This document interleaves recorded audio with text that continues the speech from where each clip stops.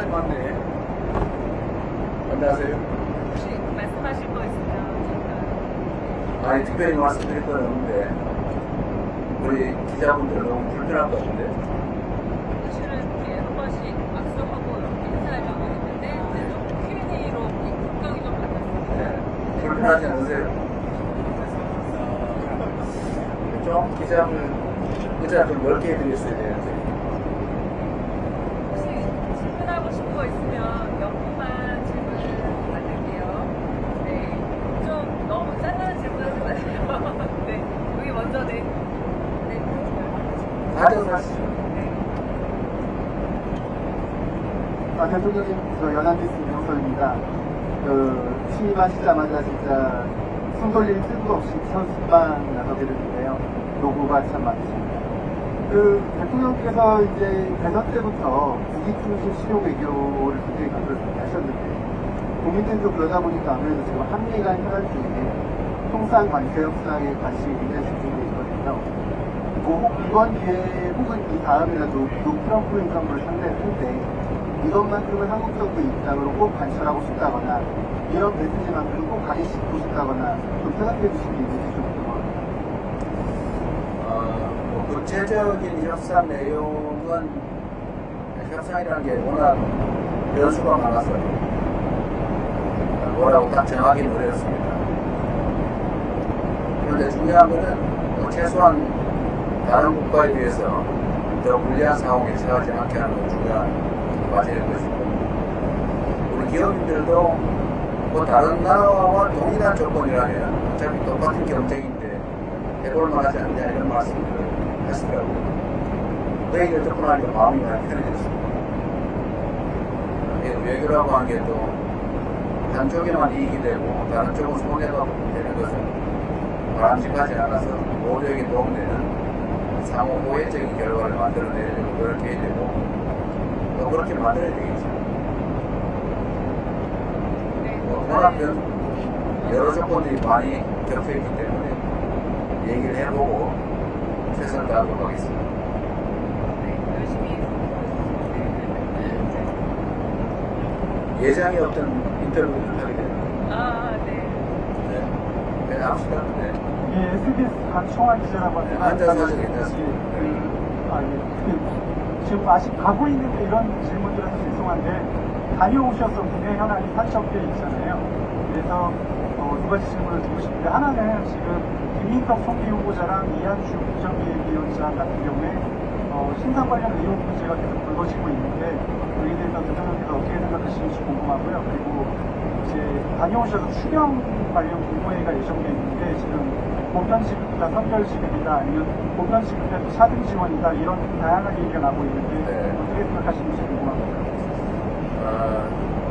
일단은 이제 추경 편성 관련해서는 여러 의견들이 있습니다. 그러니까 다만 이게 소득 지원 정책이냐 아니면 소비 진작 정책이냐 그 성격에 따라서 만약에 소비 진작 정책, 경기 정책의 측면이 강하다면 세금을 더 많이 낸 사람한테 혜택을 주지 않는 것은 오히려 바람직하지 않은 역차별이라는 측면이 있죠. 소득 지원 정책이 아닌 소비 진작 정책 측면만 있다면 저는 동등하게 하는 게 당연히 맞다라고 생각합니다. 그런데 또 한편으로 보면 지금 서민 살림이 너무 어렵기 때문에 소득 지원 정책의 측면이 또 없는 건 아니라서 소득 지원 정책의 측면을 강조하면 당연히 어려운 사람에게 더 많이 지원해야 되겠죠. 또 한 가지는 이런 것도 있죠. 이게 소비 진작 정책이라고 하더라도 저소득층의 소비 성향이 높기 때문에 저소득층에 지원하는 게 오히려 소비 진작에 더 도움되는 측면이 있습니다. 고소득층에게 지원을 하면 기존 소비를 대체할 가능성이 많죠. 그런데 저소득층은 기존 소비를 대체하는 게 아니라 새로운 소비가 될 가능성이 높습니다. 이 두 가지 측면을 모두 고려해야 되는데, 그래서 일단은 두 가지를 좀 섞어가는 게 어떻겠냐 그런 생각을 가지고 있는데, 재정당국의 안을 좀 보고 또 당정협의도 해야 되니까 그 조정 과정을 좀 살펴보도록 하겠습니다. 또 한 가지 곤란한 질문 하시면은 일단 총리 후보의 문제는 청문회 과정이 있으니까 제가 본인에게도 어떻게 되는지 물어봤는데 본인으로서는 뭐 충분히 다 설명할 수 있는 예를 들면 그냥 의혹에 불과하다라고 말씀하고 계셔서 충분히 청문회 과정에서 충분히 다 설명할 수 있을 거라고 생각이 됩니다. 이한주 기획위원장은 사실 뭐 공직자가 아니라 일종의 자원봉사인데 그러나 그것도 역시 뭐 공직의 성격이 없진 않으니까 검증하는 것은 불가피하다고 생각됩니다. 그 역시도 충분히 설명할 수 있다고 하니까 본인의 설명을 또 들어보도록 하겠습니다. 질문을 하나만 더 하고요. 그래도 답수 안 해도 됩니다. 이거 너무 물어보세요. 차라리 그 시간에 질문하시죠. 그럴까요? 네, 그러면 우리 대표님께서 여기 왜 쭉 나오고 저기 전에 방출됐다가 돌아오신 일단 숫자가 늘었습니다. 아, 네, 그 새로 지난번보다 네. 방출됐다가 돌아오신 쪽한테 기회를 주시면 네, 요번에는 아직 안 왔어요. 네, 숫자가 늘었습니다. 네, 알았어요. 과거 네. 문재인 정부 시절로 네. 내리시는 김영상이라고 합니다. 그 G7 정상회의 관련해서 여쭤보고 싶은데 이렇게 취임 20도 안 되어 가시기로 결정하신 배경을 기자님께 직접 말씀을 드리고 싶고요. 그 다음에 후보 시절에 G7 플러스에 대한 말씀을 하셨는데 혹시 그것도 좀 염두에 두고 결정을 하신 건지 궁금합니다.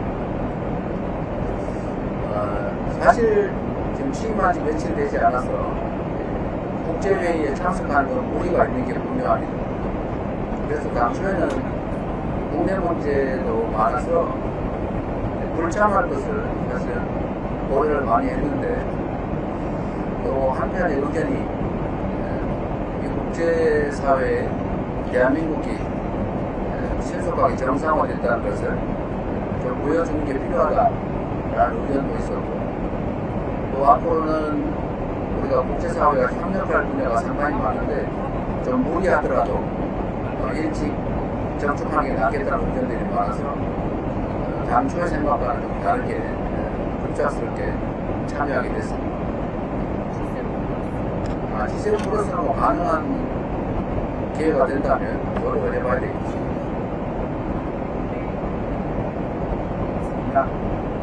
지난해 비상계엄 이후에 미국, 유럽, 일본이 다 한국의 민주주의에 우려를 표했고요.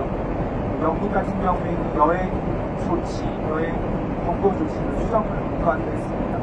이번에 정상회의에 진보 재가동하는 게 의미가 있다고 생각되는데요. 다시 한번. 정상 외교를 6개월 만에 재가동하는 게 의미가 있다고 생각합니다. 뭘 가동한다고? 정상회의를 10개월 만에 다시 진행. 정상회의. 아, 네. 대통령이 이번에 어떻게 준비하셨는지 그리고 한국이 정상외교를 복원하는데 어떤 메시지 준비하셨는지 여쭙고 싶습니다.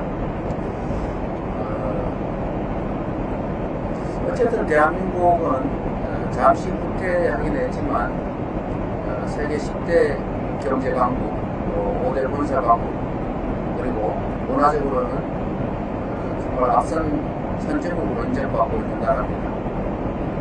잠시의 후퇴가 있긴 했지만 신속하게 종전의 위상을 회복하고 거기에 더해서 앞으로는 다양한 영역에서 대한민국이 세계를 선도하는 그런 국가로 나아가야 되고 충분히 그럴 수 있다고 믿습니다.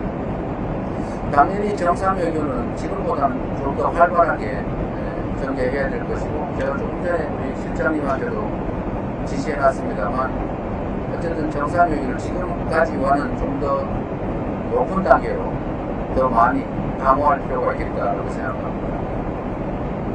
앞으로 국제 경쟁도 좀 심각해지고 특히 이재명 정부에서 민생과 경제를 매우 중시하고 있기 때문에 통상국가인 대한민국이 국제관계를 잘 발전시켜야 우리 기업들의 해외 진출도 좀 더 원활할 수 있겠다는 생각이 듭니다. 경제 영토 확장이라는 측면에서 지역적으로도 영토 확장이 되지만 내용으로도 보면 문화산업이라든지 또 새로운 산업 영역의 국제적인 협력을 강화할 필요가 있겠다. 그래서 앞으로는 지금까지는 좀 더 높은 단계로 정상회의를 포함해서 국제협력을 강화할 생각입니다. 오히려 그쪽의 비중을 점점 높여야 되지 않을까 그렇게 생각하고 있습니다. 그러면 진짜 마지막 질문으로 나눠보겠습니다. 네, MBN 송정기자입니다. 저는 좀 부끄러운 질문이 대통령님 오늘 첫 국정 지지율 조사 결과가 나왔습니다. 58.6%가 나왔는데 이 수치에 만족하시는지 궁금하고요. 그리고 임기 시작하시는 출발이시기 때문에 저희가 나중에 구독용으로 활용한다는 측면에서 질문을 드리는 건데 임기를 끝내실 때쯤 이 정도의 지지율이라면 내가 성공한 제법 잘한 대통령이다라고 만족을 하실 수 있는 수치가 어느 정도인지도 궁금합니다. 어려운 질문이네요. 근데 저는 언제나 공직을 시작할 때보다 마칠 때 지지율이 높았던 것 같습니다. 제가 경기도지사 출발할 때도 전국 꼴찌였는데 마칠 때는 가장 높았죠.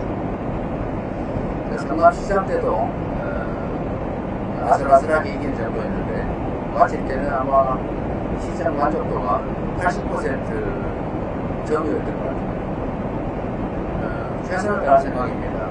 그리고 그게 외양이나 이미지가 아니라 우리 국민들의 실질적인 삶이 개선되고 대한민국이 한 단계 더 버전업 됐다라고 생각할 수 있도록 최선을 다할 생각입니다. 목표치를 정하는 건 무의미하고 출발 때보다는 마칠 때 더 높아졌으면 하는 기대를 가지고 있고 그렇게 되도록 최선을 다할 생각입니다.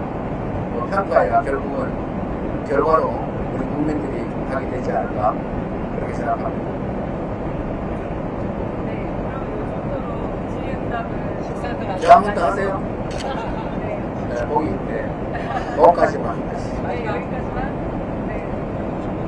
대통령님, 한국일보 이성택 기자입니다. 이번에 첫 해외 순방 준비하셔서 고생 많이 하셨을 것 같고요. 여러 다른 질문들이 좀 나왔었는데 이번에 특검 3가지가 한 번에 이제 출범을 해서 준비가 좀 갖추고 있는데요.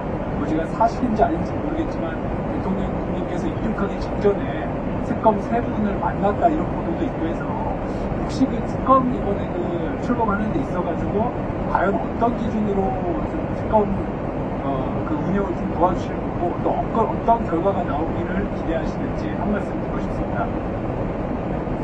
저는 그 3번 특검 아직 얼굴도 한 번 본 적이 없습니다. 개인적으로 이름을 알던 사람은 그 누구죠? 그 감사원 계시던 그 양반은 제가 제 기억으로는 성남시장에 있을 때 공안검사를 해가지고 내가 그때 기억이 있어요. 그때 한 번 봤던 기억이 있습니다. 그거는 전혀 본 일이 없는 특별한 인연이 없는 분들이죠. 인사와 관련해서는 제가 개인적으로 특별한 정보를 갖고 있지 않기 때문에 최대한 주변 분들의 많은 의견을 들으려고 하고 신속하기보다는 중립적인 역량 있는 사람으로 그리고 그 직위에 맞는 사람으로 선정하려고 최선을 다합니다.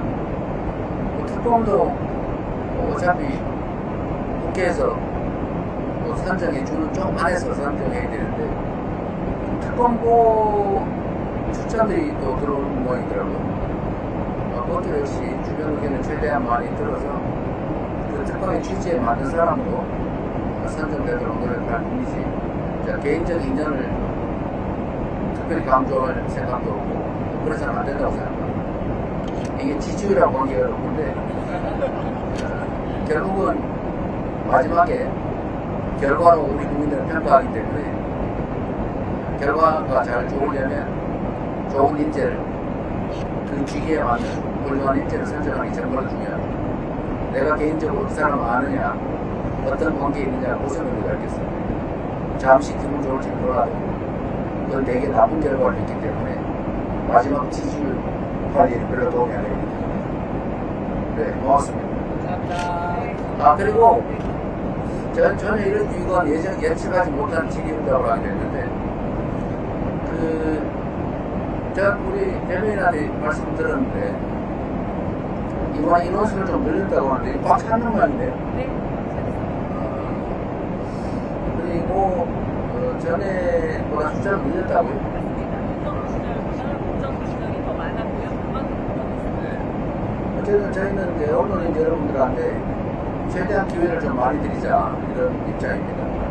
그래서 비행기 자리가 좀 많으면 더 많은 분들이 함께 했으면 좋았을 텐데 그래서 최대한 꽉 채워서 함께 가는 것 같아서 다행이라고 생각되고요. 저번에 우리 MBC는 쫓겨났다가 이번에 다시 복귀한 겁니다.